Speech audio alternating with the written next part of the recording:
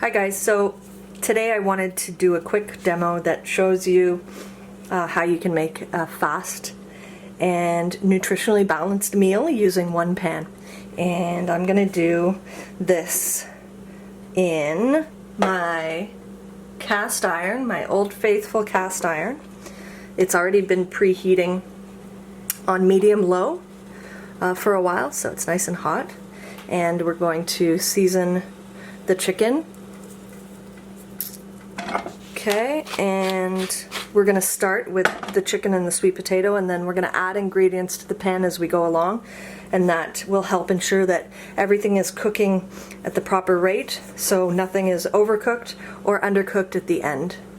Okay, so let's move this over here. I've got this is on medium-low, so now I'm going to go up to a medium-high. Okay.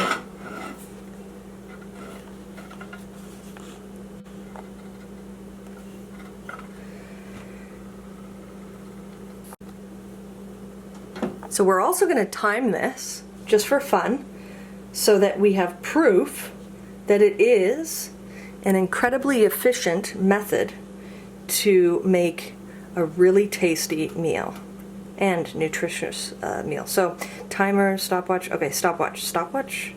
Okay, I'm going to press start and we'll come back to the end, at the end. Okay, so the pan is warming now. I'm going to add a bit of oil here, not too much, and we're just gonna wipe all of this oil out, and we're just giving it a nice cure. Right now you can see it's starting to smoke a little bit, which is great. That's our cue that we're ready to go. Okay, and I'm going to start with the chicken, and we're going to put this in skin side down. We're going to want to render the skin, and then we're going to be flipping it at the very end. Okay, this will ensure that the skin gets nice and crispy. Of course, if you want to take it off, then that's your prerogative. Okay, so skin down.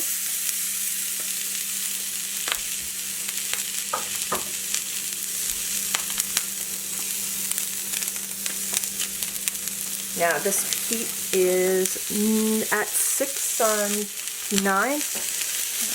I'm going to turn it down to medium now. Okay, and the length of time this takes to cook, the entire dish should be ready. So we're going to add these sweet potato kind of rondelles. They're cut maybe 1 centimeter, half an inch thick. So let's put those down. Let's do 4 of them.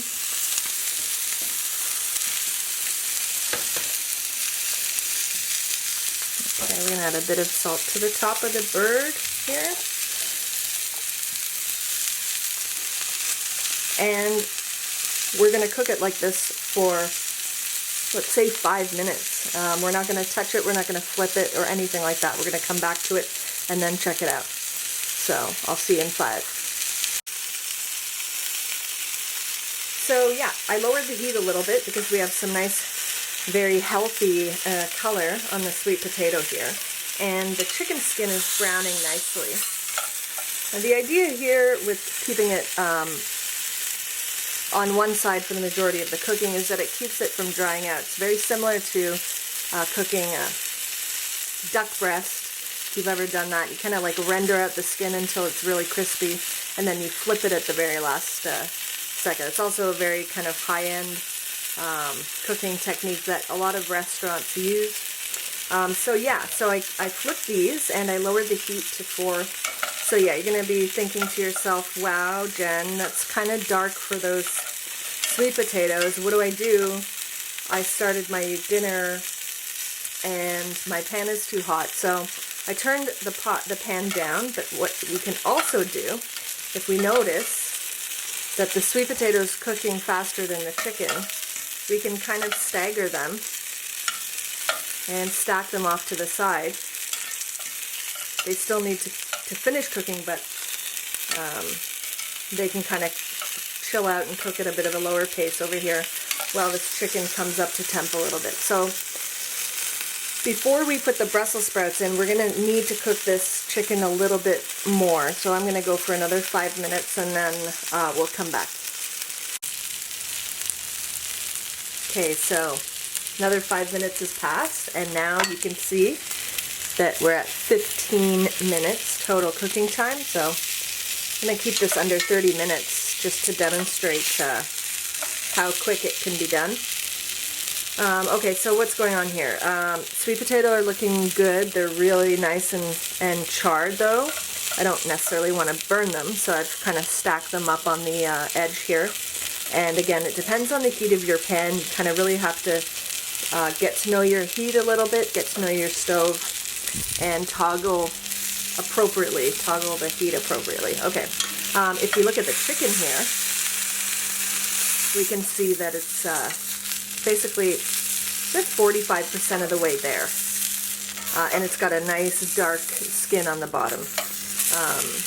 So the next step we're going to do is we're going to go in and add our Brussels sprouts. Okay, and I like to cut them lengthwise and then of course char them cut side down. It's a fantastic way to enjoy the Brussels sprouts. Okay, so these guys are going to go in, and I think that's good for now. I want to keep some space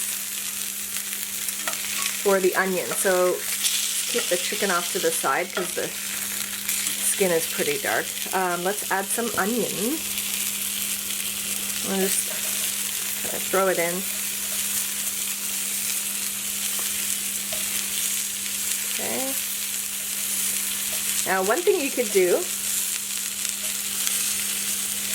is cover this for a second to help speed up the cooking, but what will happen at that point is that the lid will trap the moisture and you'll lose the yummy kind of char that you've worked so hard to develop. So this is really suitable for a medium to low heat cooking, and once you have your temperature set, you don't have to worry about it too much as you go along. So this is here. There we go. And I'm going to add a little bit of pepperoncino for fun. And I had some garlic. Actually, maybe I'm going to wait. Let me wait till I put the tomatoes in. Okay, so we have like 10 minutes to go. Oh, pepperoncino. Spicy. Okay, another 5 minutes. We're going to check the Brussels sprouts, and then we're going to do the flippanzee, and we'll finish the dish. Alright, I'll see you in 5. Okay, so check this out. Our official time is 25 minutes, and as you can see, everything is almost there. This is going to take a little bit longer than 30 minutes, but I've also kind of been gabbing and stuff like that. Okay, so I'm flipping the Brussels sprouts, and onions are starting to caramelize nicely. I'm going to put them all to one side. Okay, and then I'm going to add the tomatoes. Just going to start it's like a little sauce kind of garnish, or more like a cooked tomato chutney thing. And add a little bit of that garlic, a lot of that garlic actually.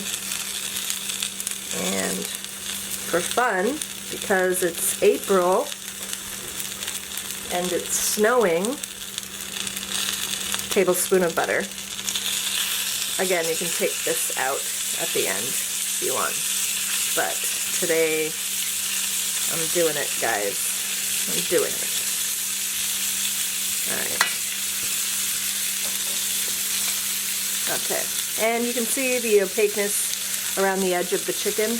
That's your clue that it's ready to flip. So I'm going to flip it. Now this is nice, excuse me, this is really nice and colored. It's kind of borderline too dark, but it's fine for today. And can you hear that? It's really crispy. So, this is where we're at right now. Home stretch. So this chicken is going to continue cooking like this for the final 5-6 minutes or so. And the Brussels sprouts are basically done. Let them go for another minute. I think this should all kind of come together at the same time. And then we're going to try and plate it up, make it look nice. And that'll be our fast 30 minutes-ish supper. So I'll be back in 5 minutes again. And we're going to finish garnishing it with basil, fun stuff like that. And then that'll be it. Stand by. Alright, so timer check. It's 33 minutes. Not bad. I was close. We are basically done here. I wanted to do one final thing at the end. So I killed the heat and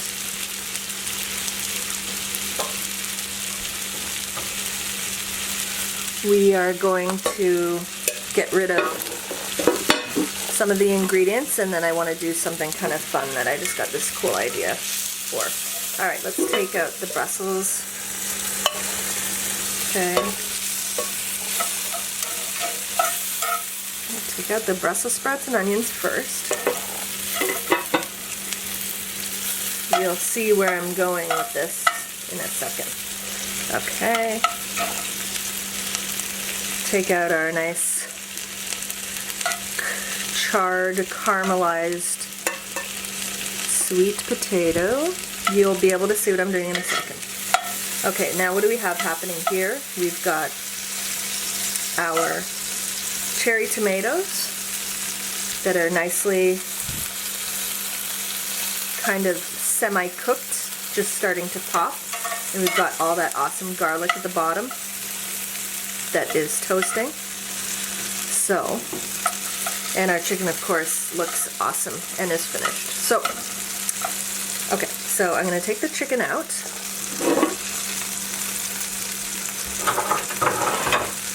Putting it off to the side for a second. And now, I'm going to take all of this leftover tomato goodness and throw it into a bowl. Stand by, because I need to get all this goodness out. This is, alright. So, you can't see this, but off screen. Okay, taking all that goodness out. And now I'm going to do a little trick, a little acrobatic situation happening in this kitchen today. Okay, so here's the bowl with the chicken, the tomato stuff, and this is going to make an awesome little garnish sauce. So there's the cherry tomatoes. See how they're nice and they're kind of like half cooked and they're starting to release all their juices. We kind of just made like the easiest, most effortless little tomato sauce here. So I've got my basil. This for garnish. Just pick up a couple of leaves. No big deal. Guys, again, this is not like fancy soigné restaurant stuff. This is like me cooking at home, barefoot, out of shit from the fridge. And again, like I said, it's snowing and it's April.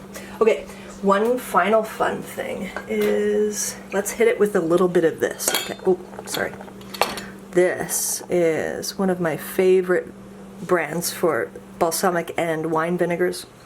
So let's hit it with a splash of this. Not too much, because the tomatoes are, already quite sweet and acidic. and so is good balsamic. So it doesn't need much. I put maybe a teaspoon in there. Cool. So there we go. Now, that's yummy. All right. Here's my plate here. Here's my plate of our dinner. My really oversized plate.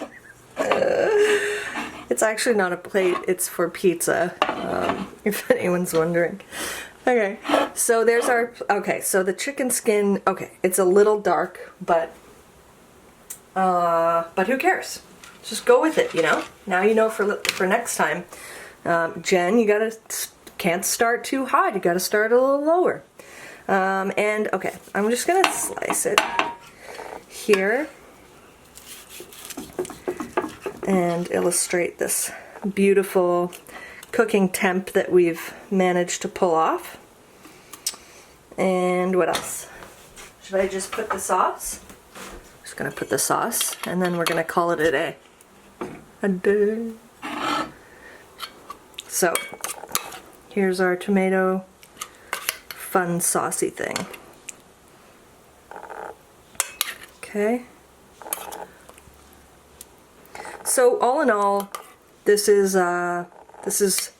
nutritionally it's pretty balanced. I mean, the big tablespoon of butter at the end was kind of like whatever. But it is a pretty nutritionally sound meal, and it tastes amazing.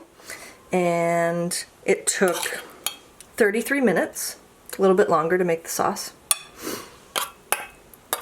And it took one pan and cast iron at that, so it's like not a lot of dishes, not a lot of perceived effort, so it's less scary to kind of take in the beginning.